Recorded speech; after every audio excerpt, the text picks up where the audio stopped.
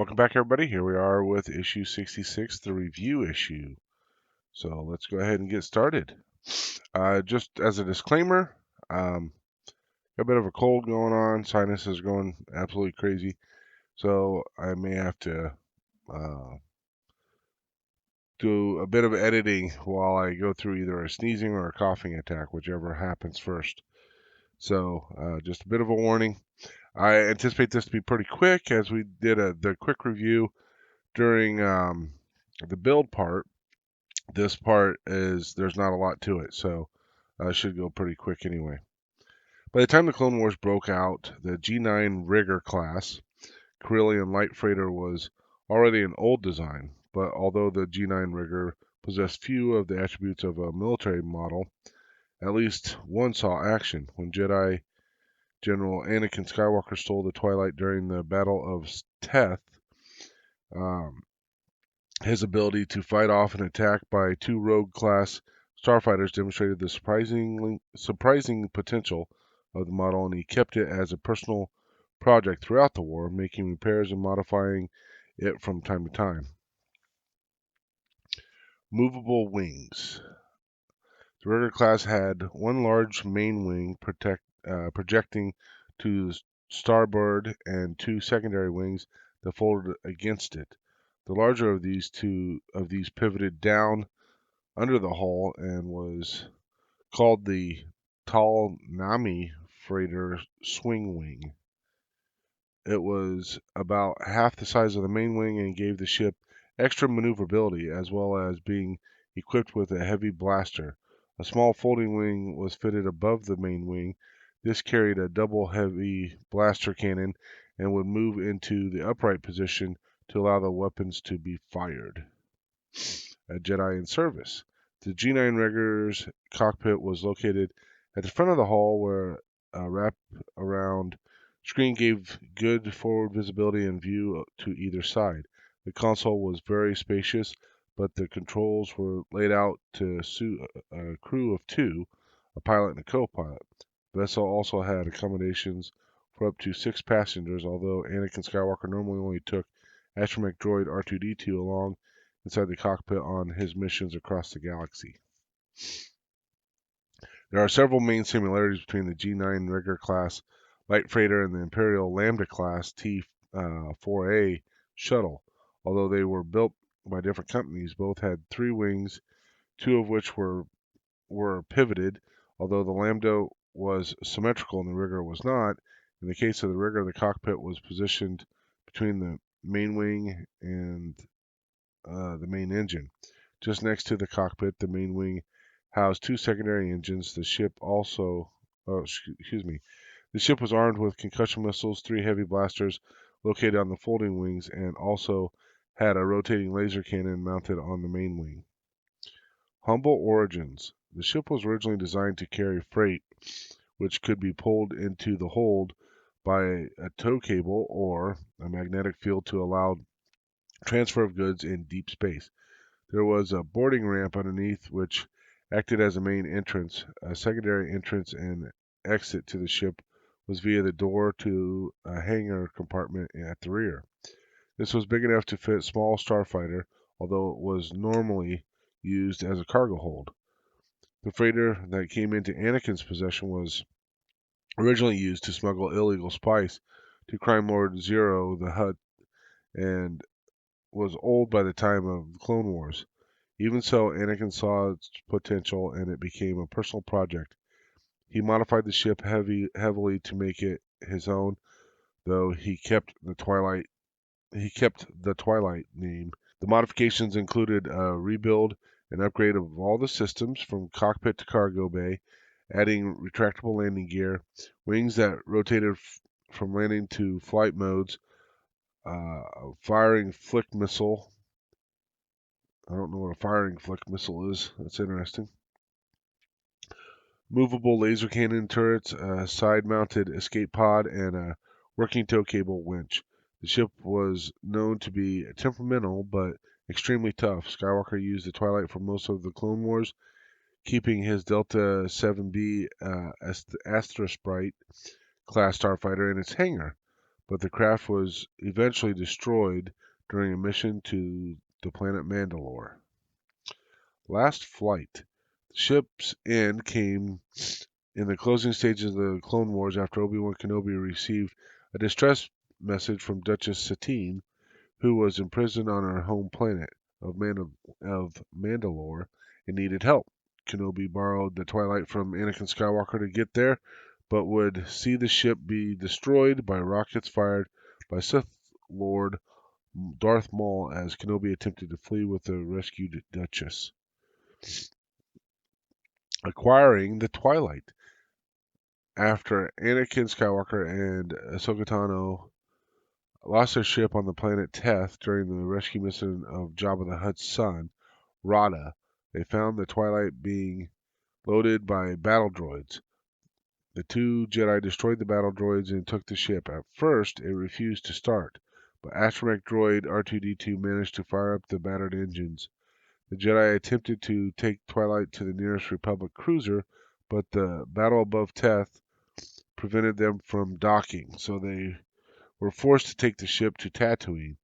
Upon arrival over the planet, Skywalker diverted power to the front shields, but was ambushed from the rear by two Rogue-class starfighters. Skywalker destroyed both fighters, but extensive damage to the Twilight resulted in a crash landing. Skywalker later reclaimed the ship and began to address its many shortcomings. Color change. The Twilight first appeared in 2008 cinematic release of Star Wars The Clone Wars and its novelization, and also appeared multiple times in animated TV series that followed. LEGO released a set of the Twilight number 7680 in July 2008. The 882-piece set came with 4 minifigures of Anakin Skywalker, Ahsoka Tano, R2-D2, and Rada, allowing purchasers to recreate what was played out on screen. Supervising director David Filoni described the Twilight as being taken from some of Eric Timon's abandoned designs for a freighter ship or a firefighting ship. Sorry.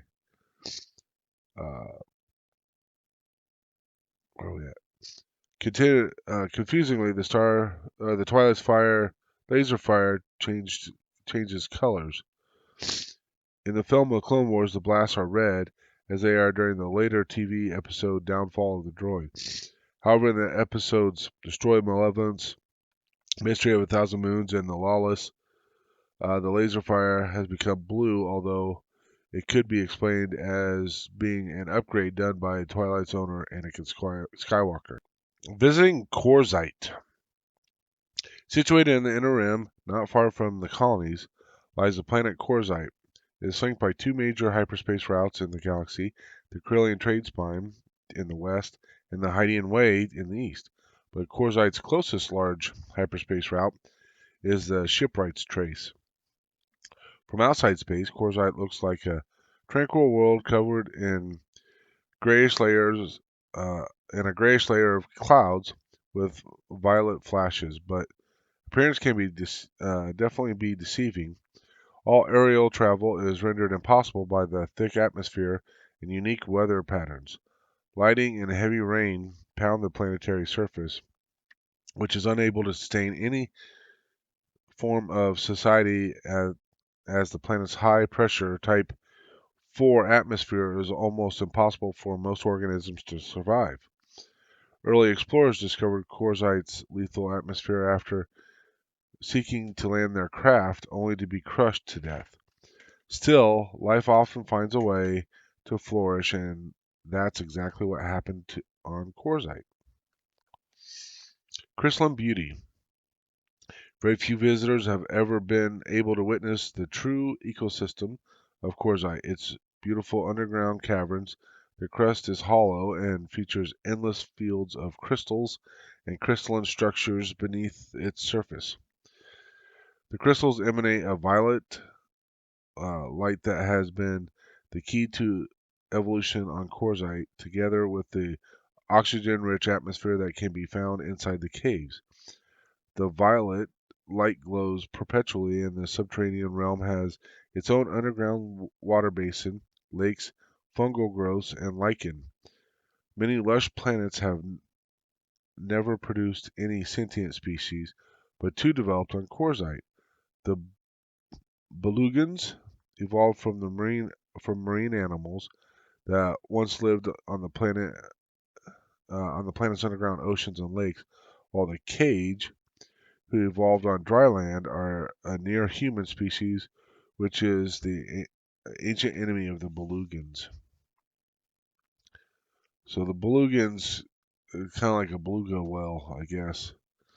Uh, Quarzite's Belugans are a tall humanoid species with clawed fingers. Their mouths have four separate parts with two rows of baleen and a long, thin tongue. The Belugans developed high technology early on, becoming explorers and realizing their underground realm wasn't alone in the universe. They created advanced settlements connected by the famous subtrams, which can travel very fast on rail connected to attachment rings built on rocky outcrops. Eventually, they made contact with the galaxy and quickly found a way to profit from Quarzite's inner beauty by exploiting the mineral wealth of their home planet. They created a hexagonal geostationary space station with six medium-sized hangars for ships to dock. This is tethered to the planet by turbolift space elevators that ferry cargo or passengers up or down. The Cage are near human species which some exobiologists think might have evolved from early explorers who made it to the caverns alive. They have chalk-colored skin and yellow or pink eyes, an adaptation of the lack of genuine sunlight. Males have gray or dark hair, while females are often seen with lighter hair. Unlike the Belugans, the Cage don't embrace technology and keep to themselves. They have never pursued profit nor conducted business with other species. Though a few have left their world, the Cage value honor, family, and their community. Their veiled their veiled warriors are formidable opponents in close combat using deadly vibro blades. Instead of riding the subtrams, the Cage have tamed mylodons, large centipede-like arthropods that carry them around the caverns almost as quickly as any route they choose. So we talk about those trams. This is the tram that they talked about that they bid. Here is the space elevator. Helps you get to and from the planet without getting crushed. There's some of the caverns, and looks like part of the tram system. All right, we'll do this last little part, and then that's all for this one. Uh, Quarzite's two species have never been able to live in peace. Belugan dictators have ruled the planet for many centuries, and when they don't hunt down the Cage, uh, are eager to collect a beautiful and young Cage maiden as their bride. Tuo Blank, who ruled Quarzite with an iron fist during the Clone Wars, resided in a fortress embedded into a crystalline structure. For a long time, Blank had set his greedy eyes on a young, high-ranking Cage female, arranging for her to be abducted by the Belugan military, but the interference of several bounty hunters led to the young girl's rescue. Interesting. A Smuggler's Guide. There was more than one way to rebel against the Galactic Empire. The more cynical commentator might say that idealists joined the Rebel Alliance and battled the Empire's military head on, while realists became smugglers and fought the Imperial might one illegal shipment at a time. Platt O'Keefe's Smuggler's Handbook proved an indispensable resource for many just starting on their own. Delivering verdicts on all kinds of places you might find work as a smuggler and the sort of people you might meet there. The introduction to the book went back to the start of her own career, warning newcomers that smuggling was not one of the galaxy's easiest professions. It was made all the more dangerous when vindictive crime lords, merciless bounty hunters, crooked traders, and by the book Imperials were added to the mix. Corellian smugglers. Platt's verdict on the prospect for working the Corellian system was typically practical. The system with several planets has become more and more isolated, though its wily merchants and entrepreneurs can be found everywhere in the galaxy. She went on to explain that Corellia is best known for its fast ships, skilled traders, smugglers, and pirates. The existence of so many more experienced, uh, some would say ruthless, cutthroat, and self serving operatives make it by no means an easy option for new smugglers hoping to break into the trade, although all the resources and expertise needed are readily available. It was this that helped to give the planets of the Corellian star system their reputation. The fact that so many ships built by the Corellian Engineering Corporation, such as the CR-90 corvettes and YT-1300 freighters, not least the Millennium Falcon and O'Keefe's own Last Chance, were used to run contraband, also helped enlarge the system's reputation as a galactic locus for smuggling. Smuggler hero. What did more to cement Corellia's reputation in the galaxy than anything else were the exploits of Han Solo and his compatriots. Solo preferred to think of himself as an independent businessman rather than a smuggler, and some had a secret admiration for the spacers who operated like Solo, daily thumbing their noses at Imperial authorities and getting away with it. Others called him a trafficker, runner, or bootlegger. He was Corellian after all. Solo and his first mate Chewbacca's success at the Battle of Yavin and against the second Death Star shot them to smuggling superstardom. Stories of Corellia's most famous son became mythical and helped define the system in the minds of the galaxy. In one tale, which reached legendary status, Solo is said to have smuggled an entire fleet of CR-90 corvettes past an Imperial checkpoint, one at a time, tricking the Imperials into thinking each of the ships were the same vessel. If you were ever to ask him about the ruse, Solo would say it was a long time ago and he had forgotten about that. Solo's return to smuggling after the Battle of Endor meant that even the junk scavenger Ray knew his reputation as a smuggler 30 years later, despite having grown up on the isolated outer rim desert world of Jakku. Bespin's Cloud City. There are many places where a wise smuggler needs to cultivate contacts. Platt's guide outlined one of the most important, Bespin, and its main gas mining facility. Cloud City flourishes with its own, with its open trade in Tabana gas and its first-class casinos, hotels, and entertainment businesses.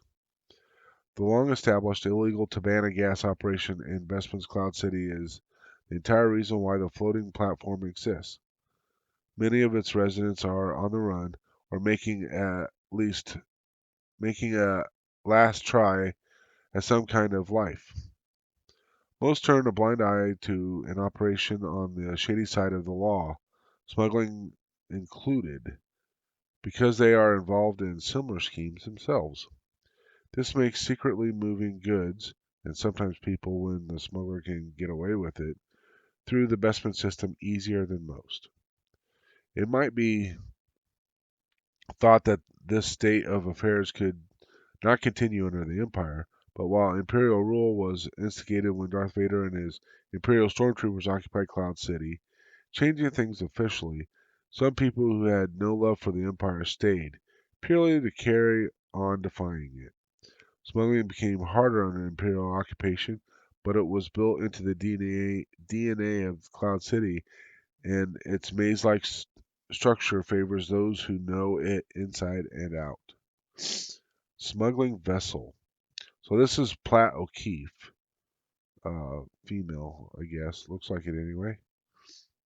After losing earlier ships to the hazards of her profession, such as crash while escaping from bounty hunters on Tatooine, Platt Qkeefe purchased a YT-1300 light freighter. Her heavily modified ship was renamed the Last Chance and had several features that distinguished it from the stock YT-1300 at a glance. Notably, the engine section was flattened at the stern, while the gap between the mandibles was plated over, but even more obviously, the cockpit was mounted on the port quarter as opposed to the more common starboard side of the YT-1300 series ships. So there you go. That's Platt Qkeefe's vessel. And that's all for the review of this uh, magazine. And this one, we put all this plating on, and I'm sure that coming up we'll be working on some of the rest of this plating. And yeah, we'll go from there. So that's everything in issue 66. Next issue, 67, we're getting some more screws, and we're getting these plates. So, as I mentioned, we'll be getting these. 2 of the 3 that go across, it looks like. But that'll give us a good start. And we'll see what we do next time. We'll see you in issue 67. Thanks, everybody, and may the Force be with you always.